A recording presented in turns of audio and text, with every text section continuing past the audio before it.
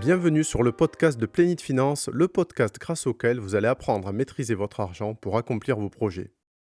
Je suis Xavier et pour bien commencer l'année, je reçois un invité exceptionnel, Cédric.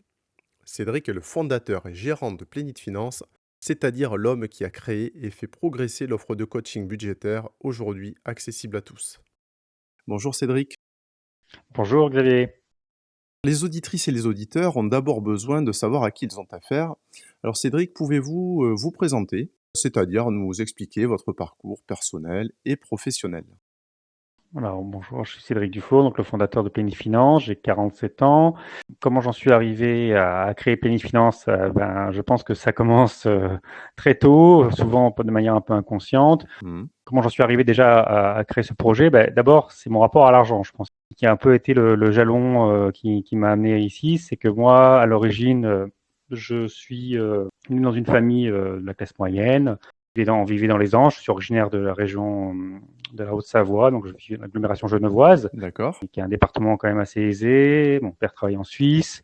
Donc on vivait confortablement, mais on ne parlait jamais d'argent à la maison. C'était un sujet tabou. On ne voyait pas la traduction financière, enfin on le ressentait pas. Enfin moi c'est comme ça que je l'ai vécu. La seule chose que j'avais pris conscience quand même, parce que mon père m'avait fait comprendre, c'était quand même que l'argent ne tombait pas du ciel Oui. et qu'il fallait travailler pour ça, ne serait-ce que pendant les travaux, pendant l'été, pendant les vacances, si on voulait se payer des choses. Notre père nous encourageait à travailler pour pouvoir participer. Donc il nous faisait comprendre qu'il y avait mis un rapport très utilitaire enfin, à l'argent. C'était travail, argent, mais c'était simplement le travail était lié vraiment que à la question de l'argent. D'accord. Donc déjà il y a quelque chose qui me dérangeait au fond de nous, parce que je voyais pas vraiment c'était vraiment cette question-là. Donc là, on avait conscience il nous fallait prendre conscience de la valeur de l'argent, mais sans jamais parler d'argent. D'accord. Donc moi, j'ai développé au fur et à mesure des années, j'ai un tabou par rapport à l'argent, mais assez poussé, même assez pathologique, à tel point que même tenir, quand on allait acheter du pain, ma mère me passait de l'argent dans les mains, même tenir de l'argent dans les mains,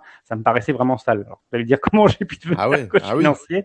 Je reviens de très très loin. Tout est un parcours. Le seul souvenir que j'ai de mon adolescence, enfance, de positif par rapport à l'argent, c'était quand ma mère à l'époque, elle avait un cahier où elle faisait ses comptes, elle faisait le budget, enfin je sais pas si c'était un budget, mais elle faisait des comptes du mois.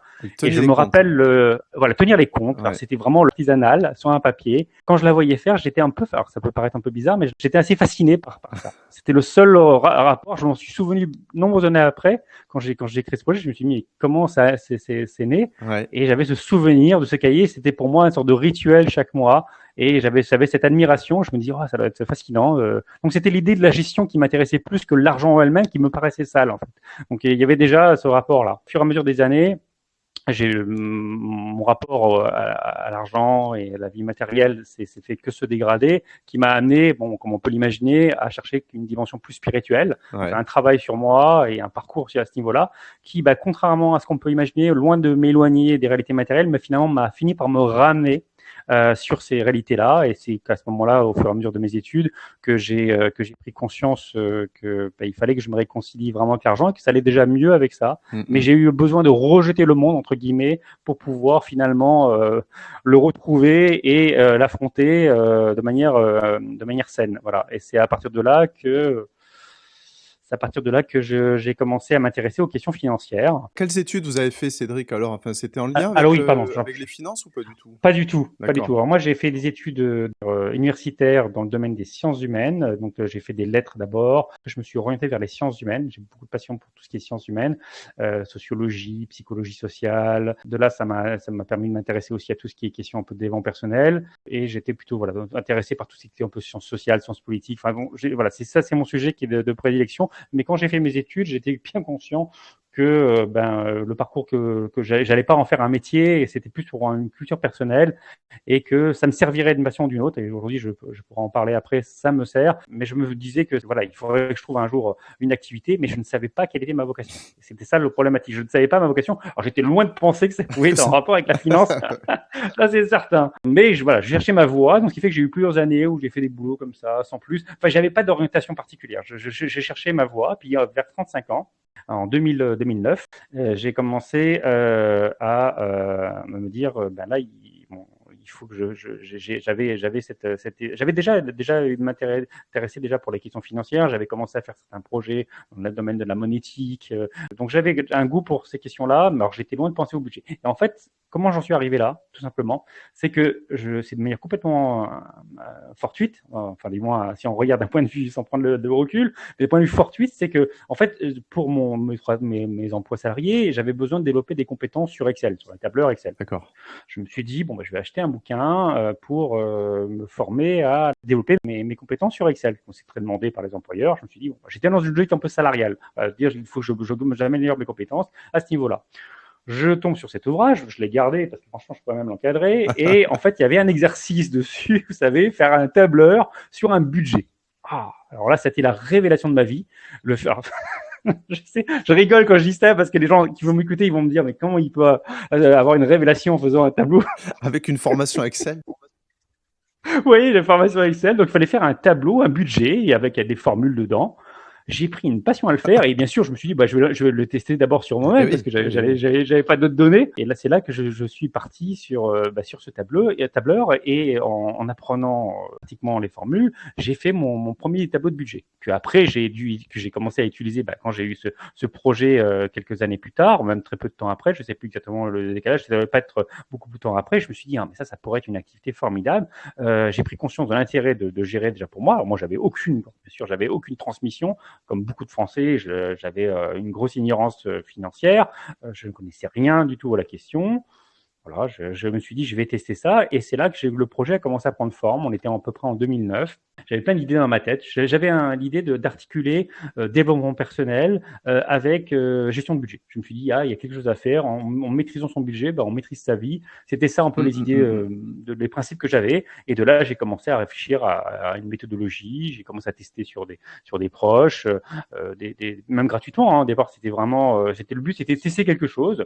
Et puis de là est né le projet Plénitude Finance. Cédric, finalement, votre sensibilité, votre goût pour les sciences humaines, parce qu'on va certainement en reparler, mais les aspects psychologiques de la relation avec l'argent sont essentiels pour tenir un budget. C'est aussi l'expérience de votre maman qui tenait les comptes tous les mois pour s'assurer que les finances du foyer étaient correctes. Et finalement, vous avez dématérialisé le travail qu'elle faisait tous les mois avec cet exercice du bouquin de formation d'Excel. Si je comprends bien, vous avez un peu rejoint tout ça de manière fortuite, certes, mais ça a été les graines qui ont germé pour que Plénitude Finance devienne ce qu'il est aujourd'hui. Oui. Je vous laisse continuer avec les débuts et les tests avec les proches. Ouais, je l'ai testé ça, voilà, de fur en aiguille. J'étais dans cette logique d'articuler développement personnel et budget. Après, j'ai commencé sur un tableur Excel parce que c'est comme ça que j'ai appris. J'étais loin d'imaginer à l'époque qu'il existait des logiciels d'agrégation bancaire. C'est beaucoup plus tard que j'ai connu ça. Au début, les premiers clients que j'ai eu Plénitude, c'était sur un tableur que j'avais conçu. C'était très artisanal, mais il y a encore beaucoup de mes concurrents qui font ça d'ailleurs. Je ne critique pas parce que moi j'ai commencé comme ça et j'ai dit merci Excel parce que j'en serais pas là aujourd'hui. Voilà, c'est grâce à Excel les tableurs. Donc même longtemps les tableurs sont restés. Alors, on a utilisé un peu un logiciel d'agrégation bancaire qui existait pour faire des budgets, mais on avait besoin d'avoir des ratios, donc on avait conçu un tableur. Pour pouvoir analyser les ratios, voilà, parce que l'idée c'était pas simplement d'avoir des données, des relevés de compte, mais de pouvoir en tirer des conclusions en termes de le ratio des charges fixes, les charges variables, enfin différents ratios d'analyse budgétaire. Voilà. Ces ratios, ça permet après de donner des points de situation et puis de dire aux clients s'ils sont un peu hors des clous de la moyenne et s'ils y sont d'expliquer pourquoi, le cas échéant, ou de redresser la barre. Oui, voilà, tout à fait, retraite là-bas. Ouais. Donc voilà, on a longtemps eu ces tableaux, puis un jour, il y a eu ce projet, c'était il y a 3 ans à peu près, de se dire bon, on peut pas dépendre d'une solution tierce, car si cette solution tierce qui est très pratique s'arrête, je me retrouverai, j'avais déjà pas mal de clients, et je me retrouverai dans une situation extrêmement de grande vulnérabilité. Je me voyais pas dire aux clients après avoir connu ça, on va revenir au tableur Excel. Je crois que ça aurait fait quand même un choc. Oui. Ils auraient dit là, il y a une dégradation de service. Donc, dans une mesure de de réduire les risques, de sécuriser l'entreprise, et puis aussi de pouvoir derrière aussi avoir un avantage concurrentiel par rapport à des concurrents que je savais qu'un jour Bien arriveraient. sûr. Je me suis dit bon, ben, il faut faire cet investissement conséquent, mais construire plusieurs briques, un logiciel propre à Plenit, conçu sur la méthode Plenit, bien sûr, qui permet de l'agrégation de données bancaires. Et de là, c'est construit le logiciel Plenit qui n'a fait que se développer ces dernières années et dont on a un peu couronné le développement, notamment en 2023. Alors ce logiciel, il a été conçu par vous, développé par une personne donc vous avez, engagé pour ça. Il Oui. vous permet de j'imagine de faire les évolutions que vous souhaitez aujourd'hui, puisque vous en êtes le propriétaire. Oui, ça nous permet déjà d'être propriétaires de la solution et de pouvoir faire les ajustements qu'on veut, bien sûr de ne pas dépendre de tiers, donc de sécuriser, de permettre aussi un accès au coach. Chaque coach a un accès à son portefeuille client Mmh. avec les différents clients. Donc ça permet aussi de développer un réseau, de sécuriser aussi la relation avec les coachs aussi, notamment, parce que quand vous avez une solution qui est ouverte à tous, c'est difficile un petit peu de se protéger.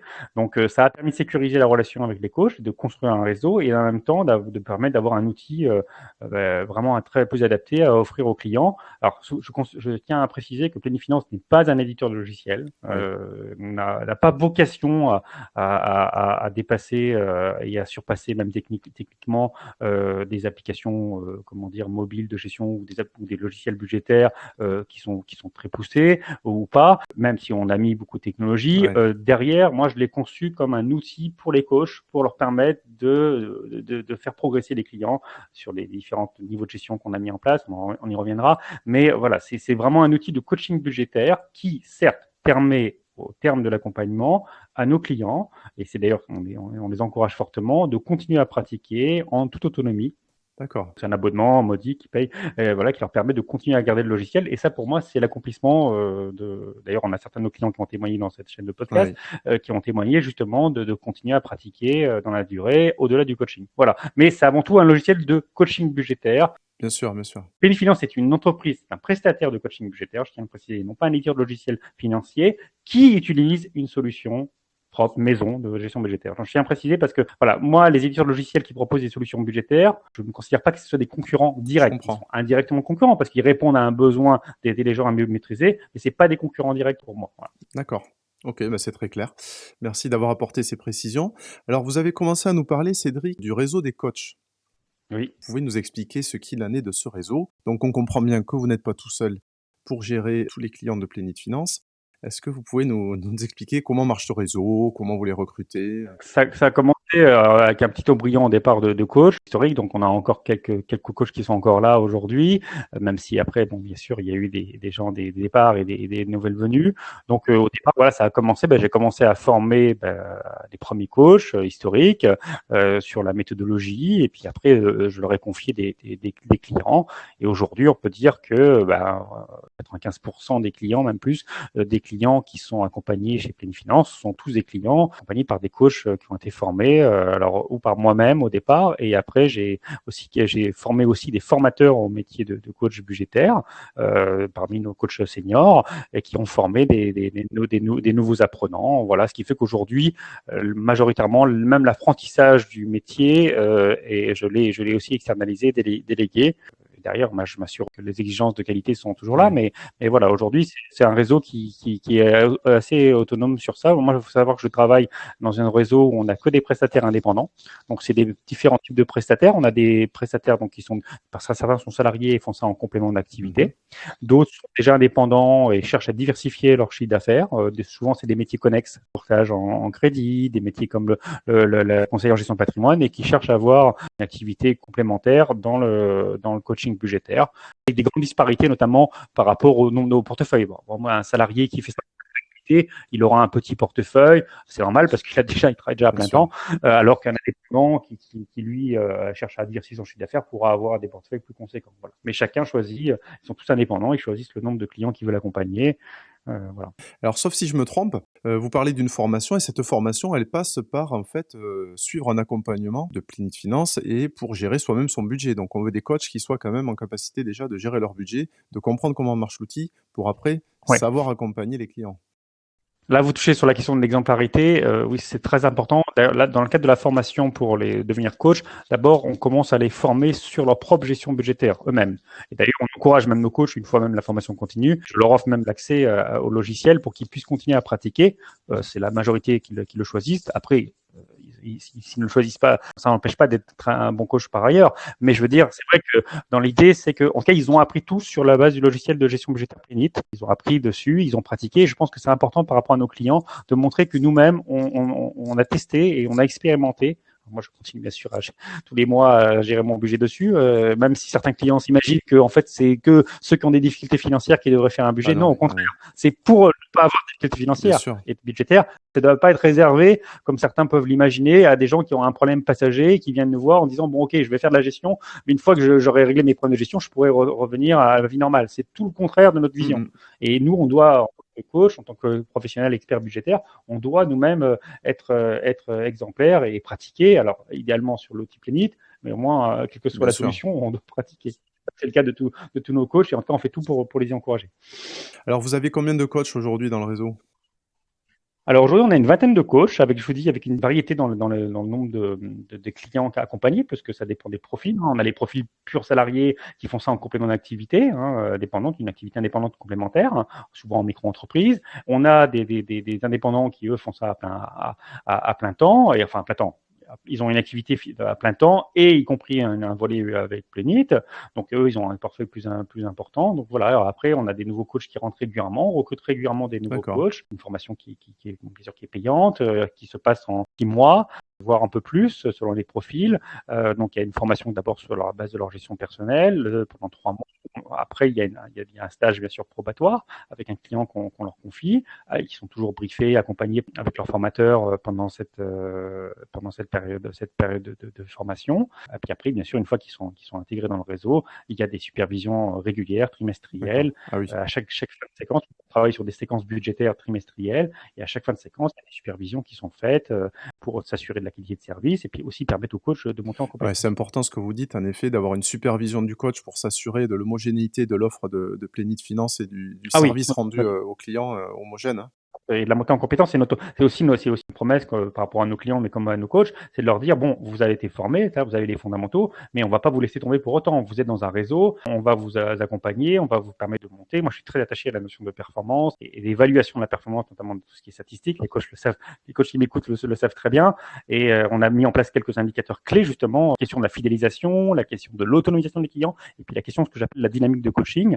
Que ma plus grande fierté dans le travail de Plenit, c'est d'avoir mis un système qui est à la fois un système managérial et un système de simulation des progrès des clients, à savoir, on a en fait la promesse budgétaire. Nous, notre métier, nous, c'est de dire à nos clients, on va vous accompagner sur un chemin, un parcours qui va prendre un certain temps parce qu'on ne change pas les habitudes comme ça du jour au lendemain, mais le but, c'est de vous permettre d'atteindre l'état d'excellence budgétaire qui est de fêter, de pouvoir générer une épargne régulière, abondante et sans découvert. Ça, c'est la promesse de Plenit Finance, la promesse qu'on fait à tous nos clients au départ. Et bien sûr, derrière, on a jalonné ce parcours en différents niveaux de gestion, en 7 niveaux de gestion qui part du premier niveau. Souvent, j'ai des découverts récurrents, j'ai pas d'épargne régulière, à ce niveau donc que je viens d'évoquer. Et tout ce parcours, ça s'appelle les niveaux de gestion et nos clients et cette dynamique qu'on va devoir mettre en place. Ça, c'est le cœur vraiment du dispositif de la méthode Plenit Finance. Tous nos coachs sont challengés pour pouvoir les faire progresser les clients et l'idée, c'est d'accompagner les clients sur ce parcours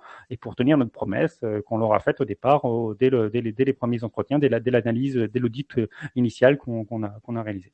Merci de replacer le client en fait au centre de l'offre de Plenit Finance. C'est vraiment ce que vous attendez, c'est de faire progresser vos clients dans leur relation à l'argent, dans leur capacité à épargner. Alors justement, vous nous avez dit tout à l'heure que dans l'idéal, on devrait toujours faire son budget, même quand on n'a pas de problème, et même c'est mieux parce que ça évite d'en avoir. Pour autant, j'imagine Oui, que, surtout. les clients qui, arrivent chez vous, c'est des clients qui ont peut-être quelques difficultés avec l'argent et il y a un aspect curatif probablement pour commencer la plupart du temps, ou alors je me trompe? Si, j'espère qu'ils n'ont pas les mêmes problèmes que j'avais moi, que j'avais. Enfin, je vais être honnête. Aujourd'hui, la méthode telle qu'elle est conçue n'est pas. Voilà, notre spécialité, c'est pas de travailler sur la psychologie de la relation à l'argent. C'est quelque chose qui viendra peut-être dans la suite. Aujourd'hui, on a une approche très pratique, très opérationnelle, très financière, mais néanmoins néanmoins dans un optique de développement personnel. Mais c'est vrai que on va pas faire un travail d'exploration à part au moment de l'audit au départ. Une fois que le coaching a commencé, on va vraiment on va être une approche plutôt mise en action que travailler sur le questionnement à la relation à l'argent, que certains coachs vont peut-être faire de manière directement, mais enfin, dans le cadre de la méthodologie, c'est pas sur ça qu'on va se focaliser. Mais quand je parle d'un aspect curatif, je veux dire par rapport au déséquilibre du budget. Je me trompe ou souvent ils sont quand même à Alors découvert, les oui, gens qui arrivent? oui, on a trois types de clients. On a les clients qui arrivent avec des découverts assez réguliers, voire assez Ouais. chroniques, mais rien de catastrophique, car sinon, je pense qu'on on pourrait même rien faire. On a des clients qui ont pas trop de problèmes de découvert, mais se rendent compte qu'ils n'ont pas d'épargne, notamment d'épargne de précaution, d'épargne de base, d'épargne bancaire, on va dire, pour faire face à coup dur, et même pouvoir notamment préparer leurs vacances, ce qu'on appelle l'épargne projet de consommation ou d'autres projets, mais essentiellement ça tourne sur les vacances. Et on a enfin une troisième partie de clients qui, on aimerait qu'ils soient plus nombreux, c'est des clients qui n'ont ni ces problèmes de découvert et d'épargne de base, mais qui sont conscients qu'au regard de leurs revenus, ils pourraient faire beaucoup mieux en termes de capacité d'épargne, d'optimisation de leur gestion, et ils attendent de nous de leur enseigner de la méthodologie, une certaine discipline, une rigueur supplémentaire pour aller plus loin. Voilà. Donc ça, c'est ça les trois problématiques. Mais essentiellement, le gros de nos clients, c'est des personnes qui ont des problèmes de découvert et ou une absence d'épargne et d'épargne disponible de base. Voilà. Alors comment un client qui est, à découvert, donc ça veut dire qu'en général il dépense un petit peu plus que ce qu'il gagne, il va oser se lancer dans, un coaching qui va représenter un investissement pour lui et une dépense complémentaire qui est peut-être pas facile pour lui, quoi. Enfin, il est déjà à découvert. Est-ce qu'il faut qu'il crée une nouvelle dépense? Alors oui, ça c'est ce qu'on nous dit. Alors c'est vrai que ça nous a l'air un petit peu d'entendre ça. En fait, l'économie et l'économie de service, par définition, quand vous allez voir quelqu'un pour acheter un service, c'est souvent parce que il y a une douleur en face, il y a un problème. C'est plus facile c'est plus facile de vendre un service à quelqu'un qui a un problème que quelqu'un qui va bien et lui dire je vais vous vendre un service pour aller mieux.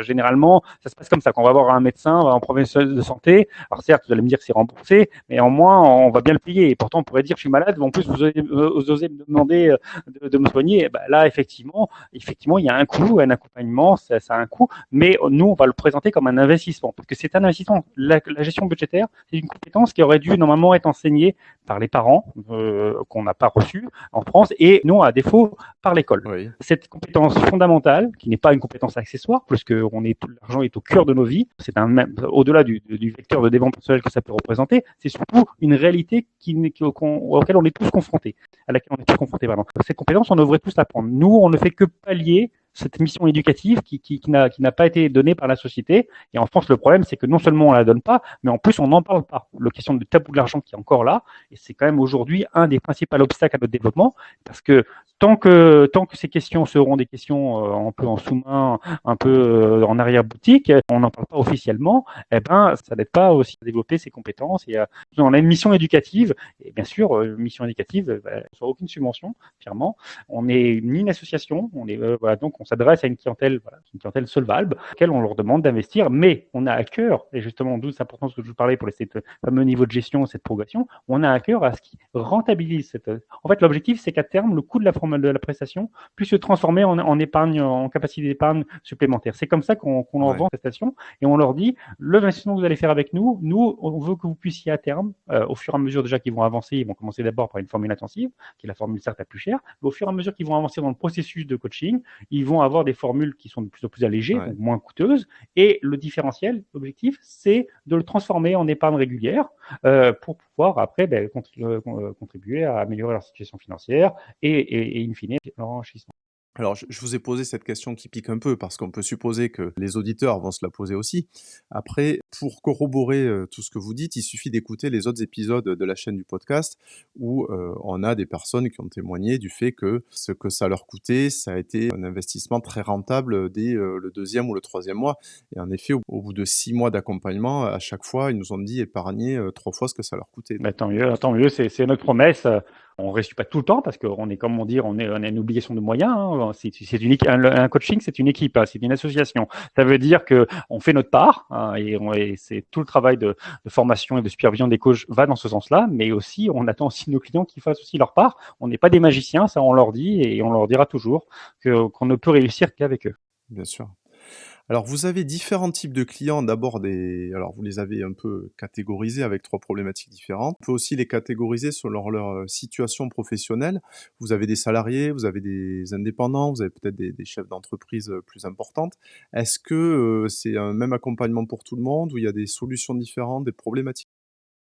Alors pour les particuliers, c'est le même accompagnement pour tout le monde, mais on a aussi une offre pour les indépendants. Donc D'accord. les professions libérales essentiellement. On a beaucoup de professions médicales et des professions aussi libérales comme des avocats juridiques, des freelances aussi qui viennent nous voir parce que eux, ils ont une problématique supplémentaire, c'est qu'ils doivent gérer non seulement un compte personnel comme tous les salariés, mais en plus ils ont aussi à gérer leur compte professionnel.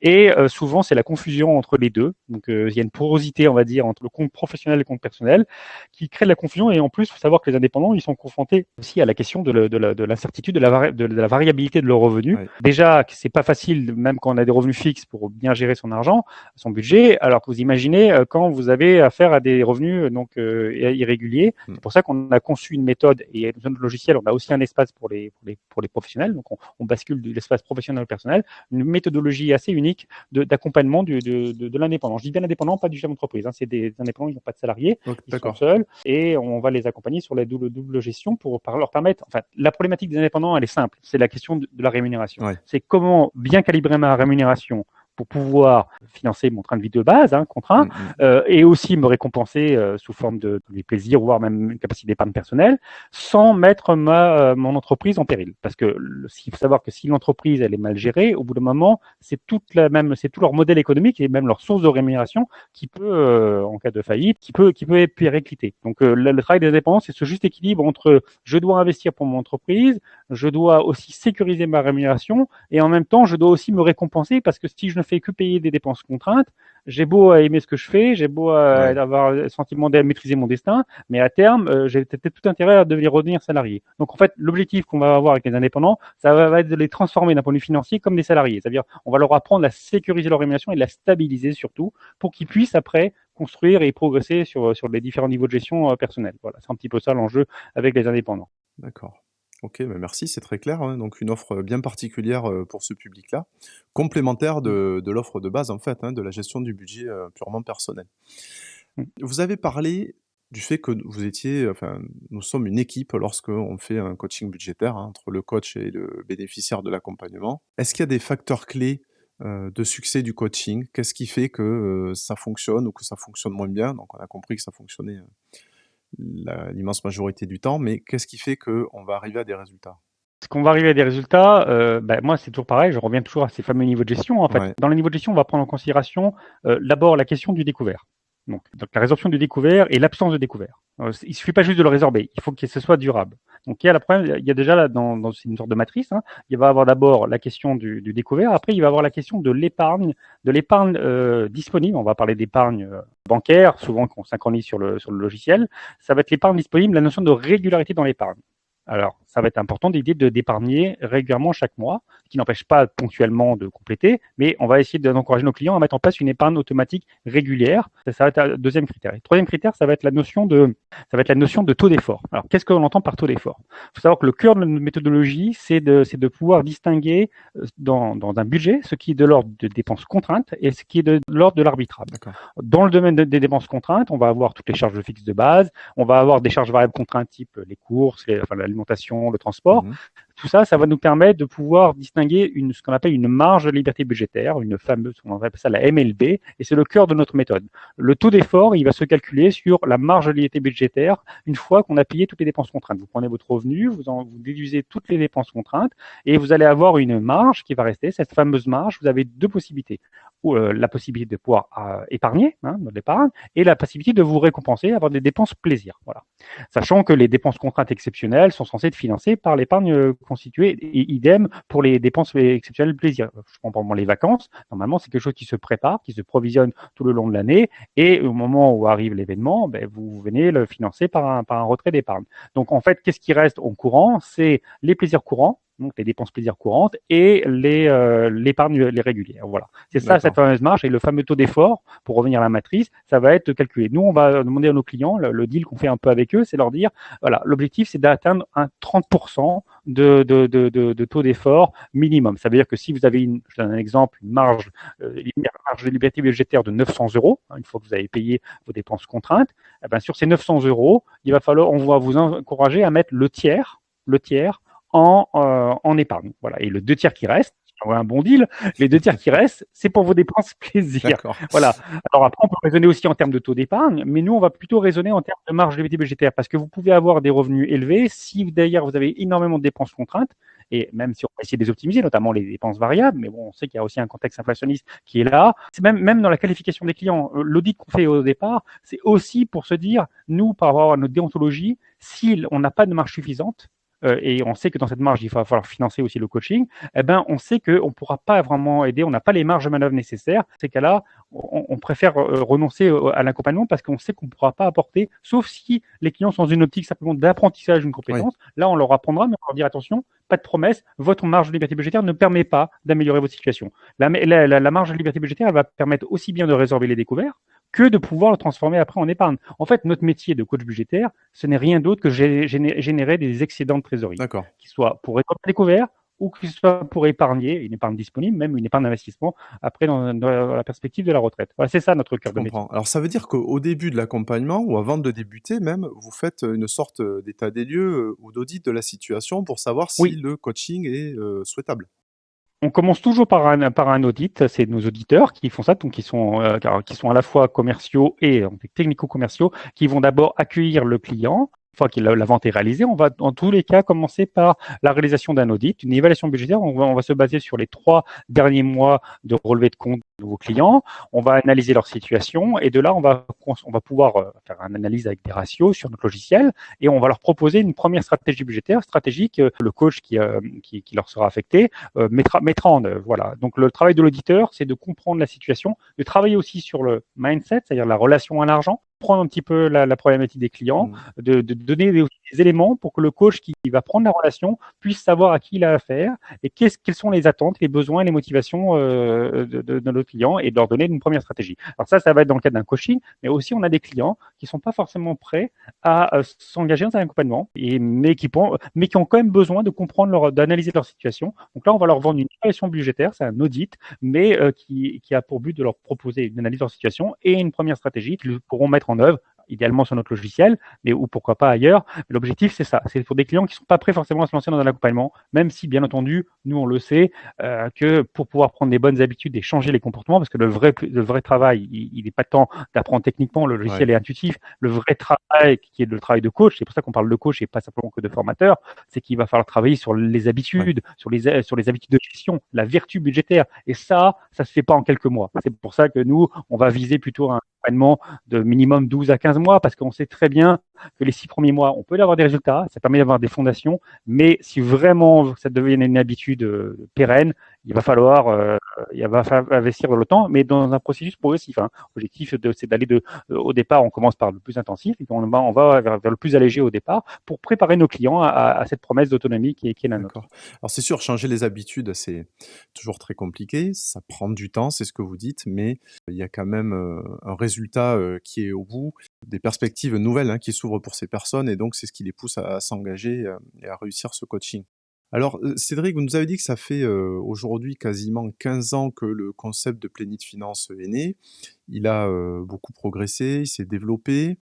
Est-ce que vous avez, aujourd'hui une idée de ce que pourrait être, Plénitude Finance à l'avenir? Ou même, puisque là on est, début 2024, des, nouveautés à nous présenter pour cette nouvelle année? Dans les nouveautés, ces dernières années, une bonne partie les investissements ont été consacrés au développement du logiciel. Aujourd'hui, le logiciel a atteint quand même une forme satisfaisante. Alors, ça n'empêche pas de faire des ajustements à la marge, mais aujourd'hui, les grands enjeux pour nous, ça va être gagner en volume, donc d'augmenter aussi bien notre équipe commerciale que de continuer à avoir les auditeurs et notre réseau de coachs pour pouvoir avoir touché plus de monde, hein, et apporter plus d'éducation budgétaire. Une bonne partie des investissements en 2024 seront consacrés essentiellement à des investissements commerciaux pour pouvoir toucher plus de monde, hein. Toute entreprise est soumise à ça. Il suffit pas juste d'avoir une offre, il faut se faire connaître. Et ça va être l'enjeu vraiment numéro un en 2024 et je pense pour les années suivantes. D'accord, donc ça veut dire que vous allez, aussi vous cherchez des coachs aussi en ce moment? On recrute toujours des nouveaux Ouais, coachs OK. pour avoir un réseau vivant et donner à chacun la possibilité aussi sachant que nos coachs, on attend aussi qu'ils soient aussi prescripteurs, hein, autour d'eux, qu'ils en parlent. Plus on sera nombreux comment dire, à en parler, chacun dans nos familles respectives, et plus le métier.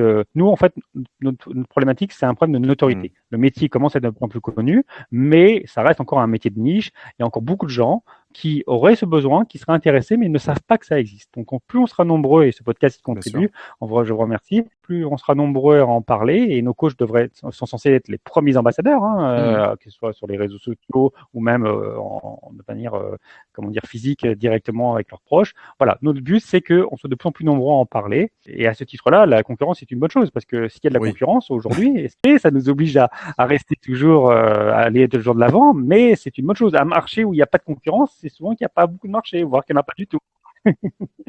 Donc les clients de Plénite Finance font, le plus souvent cet accompagnement de 6 mois. Après, ils peuvent, diminuer la fréquence, des rendez-vous et avoir un accompagnement léger parce qu'ils sont autonomes, hein, ou quasi autonomes sur la gestion de leur budget. Ils peuvent continuer à utiliser, d'ailleurs on leur préconise bien sûr d'utiliser, l'outil après même sans accompagnement. Est-ce que parfois les clients expriment des besoins d'accompagnement complémentaires à celui que vous proposez? Est-ce que nos clients ont besoin d'un accompagnement complémentaire à ce qu'on propose aujourd'hui?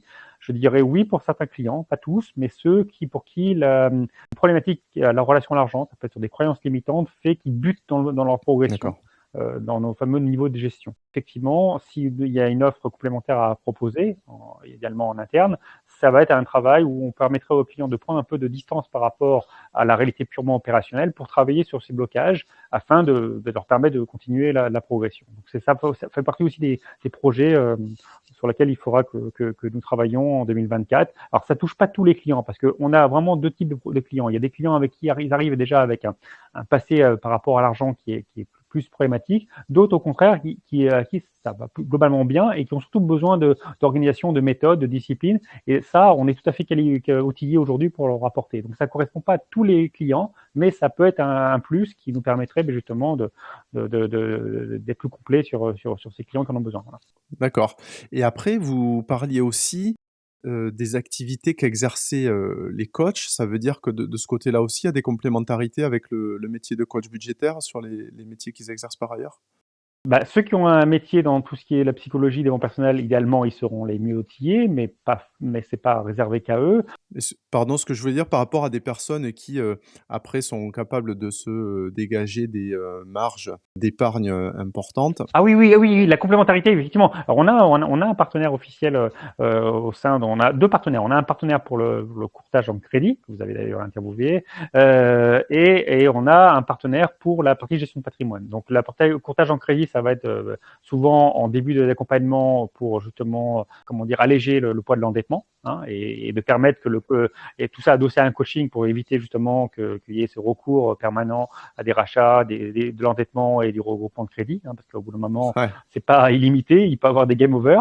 Et d'un autre côté, pour ceux qui arrivent à une fois qu'ils ont réglé les problématiques d'épargne régulière, notamment, ils ont répondu à leurs besoins d'épargne de trésorerie, type épargne de précaution, épargne de vacances. Bien entendu, il y a la question de la problématique du patrimoine de retraite, et même ouais. de l'indépendance financière, on va dire, au sens large, qui se pose. Et là, pour ça, on a aussi, nous, notre métier, c'est de générer des excédents, comme je le disais tout à l'heure, de générer des excédents, de créer cette capacité d'épargne, qui est la matière première du conseiller en gestion de patrimoine, qui lui va avoir après, lui ou elle va avoir à cœur de pouvoir transformer Ouais. en actif, hein, en investissement. Voilà, ça c'est là notre complément. Nous, on est un peu au cœur des problématiques budgétaires et on est un peu comme une sorte de généraliste qui va après recommander à différents spécialistes pour que ce soit que ce soit dans le domaine des spécialistes du crédit, mais ça va être aussi des entreprises aujourd'hui avec lesquelles on travaille pour optimiser les charges fixes, hein, renégocier les abonnements. On Ah appelle oui, ça un peu oui. les cost killers. Hein. On a un partenaire là qui on a mis en place auquel on va proposer à nos clients. Pareil pour optimiser leurs charges fixes, l'endettement. Le côté après pour la partie patrimoine, on peut être source de recommandations, mais tout en restant chacun dans notre métier et en ne marchant pas sur les plates-bandes de nos confrères. Je comprends bien. Merci pour ces précisions. Alors, quels arguments vous pourriez donner aux personnes qui hésitent à se faire aider pour gérer leurs finances personnelles? Je comprends leur hésitation. Je veux dire, c'est pas évident. Lorsqu'on leur demande, c'est pas rien. C'est d'aller, en plus en France, de dévoiler leur intimité financière quand même, parce que on a accès, non seulement on a accès à Oui, leur compte, mais ça leur manquait aussi, mais nous c'est plus qu'un accès, c'est qu'on a une compréhension intime de leur réalité financière. Parfois, je rigole toujours de dire qu'on en sait des fois parfois plus sur leur réalité budgétaire que leur propre conjoint, parce que tout le monde n'a pas forcément, tous les couples n'ont pas forcément des comptes en commun. En tout cas, on crée une relation très forte avec eux. C'est une source, c'est une grande responsabilité qui est d'ailleurs que ça génère chez nous. Je comprends qu'ils puissent avoir cette hésitation. Après, il faut leur dire que il faut savoir qu'on a tous des problématiques, quelle que soit notre situation, on a des problématiques à un moment. Et au lieu de se dire, je suis pas prêt à trouver des solutions pour ça, autant tester, expérimenter une solution. Et ils pourront toujours se dire après, j'ai testé, j'ai joué le jeu et ça n'a pas marché. Enfin, nous, on pense que ça va marcher, mais je peux comprendre le doute. Hein, c'est facile à dire du prestataire, mais je pense que on leur propose d'expérimenter et surtout on veut que ça devienne un investissement pour eux. Il faut que ça puisse se transformer vraiment quelque chose, voilà, qu'il y ait un retour sur investissement, c'est très important. C'est pas simplement une charge supplémentaire, parce qu'on comprend bien qu'ils n'arrivent pas forcément avec une appétence au départ. oui. Hein, on vend pas de la confiserie, on vend pas des vacances, on vend l'effort et c'est vrai. D'ailleurs, on sait que la saisonnalité a un impact sur nos ventes. On sait moment de rentrée et en généralement de début d'année, les bonnes résolutions nous est plus profitable que les périodes estivales ou même de périodes de fin d'année. Oui, oui, oui, bien sûr. Friday, on sent déjà on est passé dans une autre dimension.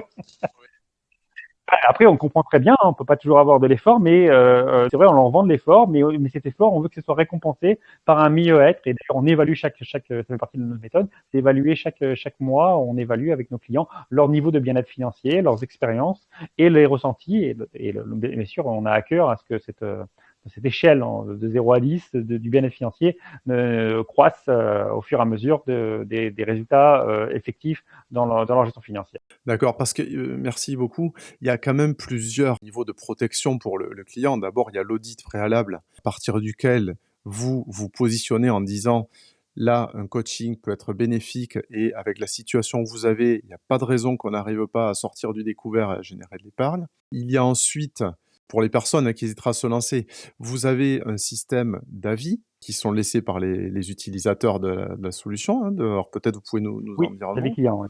Les avis clients, c'est très important. On a mis ça en place en fin 2020. Ça fait un peu quelques années on a mis en place cet avis client. On travaille avec un tiers de confiance qui s'appelle Avis Vérifié, qui fait partie du groupe Keepers. Seuls les clients qui ont eu une expérience D'accord. peuvent déposer leur avis. Ça veut dire que c'est pas ouvert à tout le monde.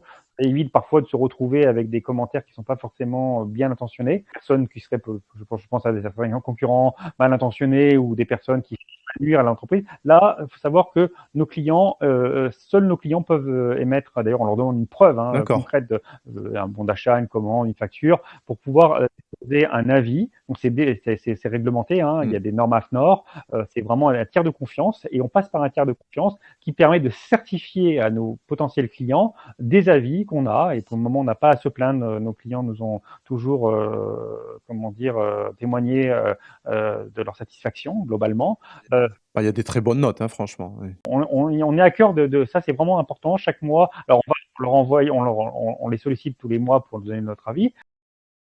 Après, on espère que tous nos clients donneront au moins. Alors, on essaie de les solliciter plutôt en fin d'accompagnement des 6 premiers mois, parce qu'on est conscient que donner un avis dès le départ, alors qu'on vient à peine de commencer, enfin, Oui, oui, oui. franchement, on entend bien qu'il faut qu'ils aient quand même une certaine expérience, certains résultats pour donner cet avis. Et je déplore, je me permets de le dire, je déplore que parfois nos concurrents n'ont pas à cœur de jouer ce jeu, de cette transparence des avis. Mmh. Parce que mettre des avis sur un site, c'est très facile à faire. Hein. Moi, je Oui, oui, oui, oui. crée les meilleurs avis. Par contre, de passer par un tiers de confiance qui vous sécurise, parce qu'il faut savoir que quand vous déposez un avis client sur un de ces sites, je le dis, hein, pour information, Ouais. une fois que l'avis est déposé, ici un avis est par exemple négatif, vous ne pouvez pas l'enlever. Vous pouvez simplement demander une médiation avec le client qui a mis cet avis, alors essayer d'échanger avec lui et éventuellement l'encourager à mettre un meilleur avis en lui donnant des explications. Si le client persiste à mettre, et c'est son droit de mettre un avis négatif, nous ne pouvons plus les enlever.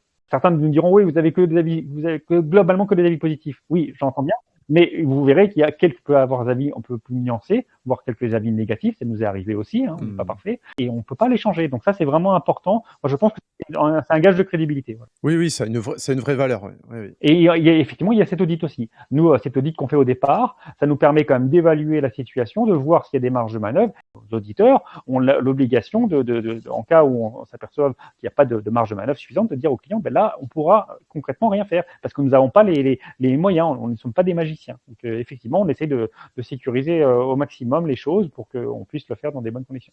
Oh, ben, super, c'est vraiment intéressant parce que ça prouve quand même la valeur de l'accompagnement que vous faites et la crédibilité de la solution que vous proposez pour tous les clients potentiels.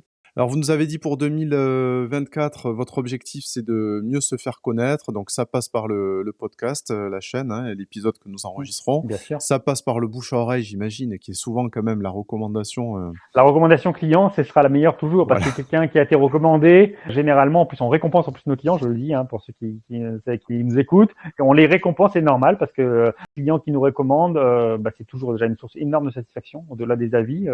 La plus belle récompense que peut avoir une entreprise, c'est quand un client satisfait recommande Ah oui. à un de ses proches ses services. Et ça, c'est pas propre à nous. Hein. Je pense que tout entrepreneur vous dira que rien ne le touche plus que quand un client recommande ses services parce que c'est le signe qu'on a non seulement apporté, on a répondu aux besoins de la personne, du client qui nous a fait, mais en plus à tel point que cette personne-là est prête à assumer de prendre. C'est une prise de risque hein, quand vous recommandez quelqu'un. Si derrière l'entreprise fait pas l'affaire, c'est votre crédibilité qui est en jeu. Donc on a encore une plus grosse responsabilité quand un de nos clients nous recommande. Merci à eux, à tous ceux qui l'ont fait, et on espère qu'on en sera d'autres seront encore nombreux à le faire.